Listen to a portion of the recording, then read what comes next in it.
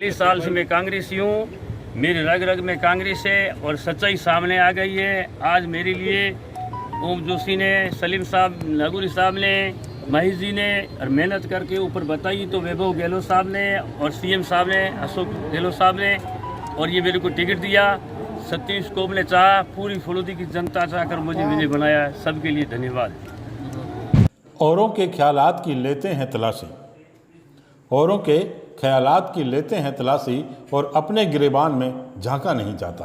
फलोदी विधानसभा क्षेत्र की पंचायत समितियों के लिए आज हुए चुनाव के बाद कांग्रेसी नेताओं पर मुजफ्फर जाफरी का ये शेर बिल्कुल सही बैठता है। नमस्कार, आप देख रहे हैं गंगाजल न्यूज और मैं हूं ताराचंद नागर। फलोदी विधानसभा क्षेत्र की 3 पंचायत समितियों के प्रधानों के लिए आज हुए चुनाव में कांग्रेस फलोदी व घंटियाली में प्रधान बनाने में कामयाब रही, लेकिन बाद में निर्दलीय उम्मीदवार ने कांग्रेस से जीती हुई बाजी छीन ली। सबसे पहले बात करते हैं फलोदी पंचायत समिति की। फलोदी में कांग्रेस ने वार्ड 17 से निर्दलीय विजयी सदस्य हाजी उमरदीन को कांग्रेस के सिंबल पर चुनाव लड़वाया और वे 13 वोटों से जीत गए, लेकिन उन्हें टिकट का विरोध जताते हुए कांग्रेस के निर्दलीय खड़े हुए करनाराम बिश्नोई व मौलवी आमदीन को करारी हार का मुंह देखना पड़ा और उन्हें एक एक वोट ही मिला। मौलवी आमदीन तो स्वयं का वोट डालने भी नहीं पहुंचे।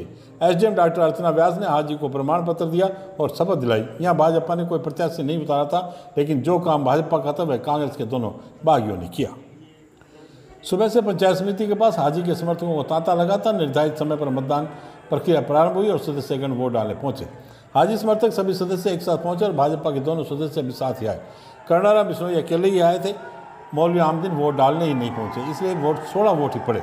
इनमें से एक एक वोट मौलवी आमदीन व करनाराम बिश्नोई को मिला, जबकि हाजी को 14 वोट मिले। पुलिस व प्रशासन ने व्यवस्था बनाए रखने के लिए पंचायत समिति के सामने सड़क के दोनों ओर बैरिकेडिंग की थी और आवागमन बंद किया हुआ था।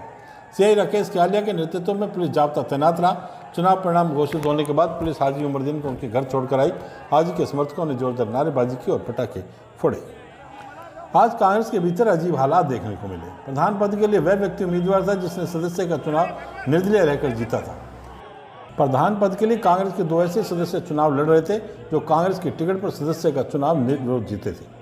निर्दलीय उम्मीदवार करनाराम बिश्नोई और मौलवी आमदीन ने आज चुनाव लड़कर क्या पाया और क्या खोया। दोनों 40 वर्ष से कांग्रेसी हैं और सरपंच सहित अनेक पदों पर रह चुके हैं। कांग्रेस के वरिष्ठ नेताओं ने उनका बहुत नाम है।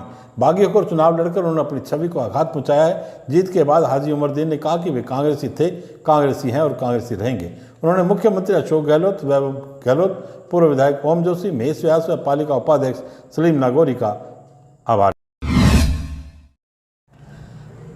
कहते हैं इतिहास अपने आप को दोहराता है। यह कहावत आज बाप में संपन्न हुए पंचायत समिति बाप प्रधान चुनाव में चरितार्थ हुई, जहां पर तमाम राजनीतिक समीकरणों व गणित को झुठलाते हुए भाजपा समर्थित निर्दलीय उम्मीदवार मोहन कंवर भाटी ने कांग्रेस के अधिकृत प्रत्याशी पूनम कंवर को एक मत से हराकर प्रधान पद पर बाजी मार ली।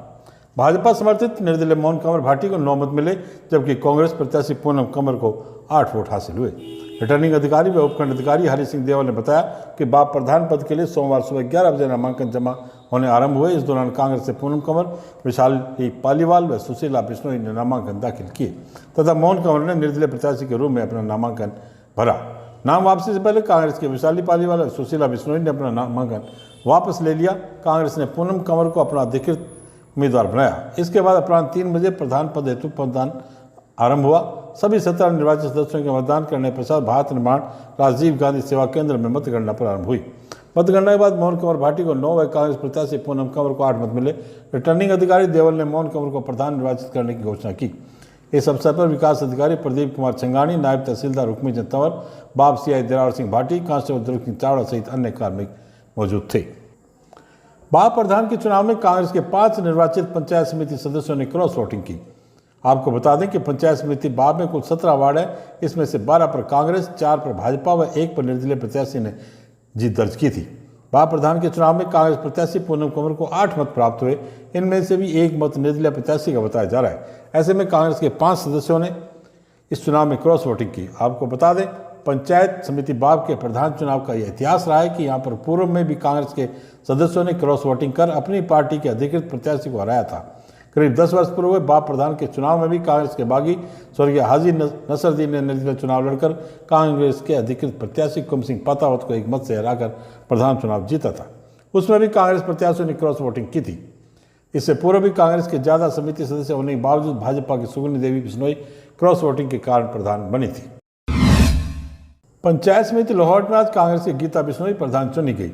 गीता बिश्नोई को 11 मत मिले, जबकि निकटतम प्रतिद्वंदी निर्दलीय प्रत्याशी धनी देवी को 8 मत मिले। रिटर्निंग अधिकारी मनोज कुमार मीणा के समक्ष आज सुबह 10 बजे गीता बिश्नोई ने कांग्रेस उम्मीदवार के रूप में नामांकन प्रस्तुत किया।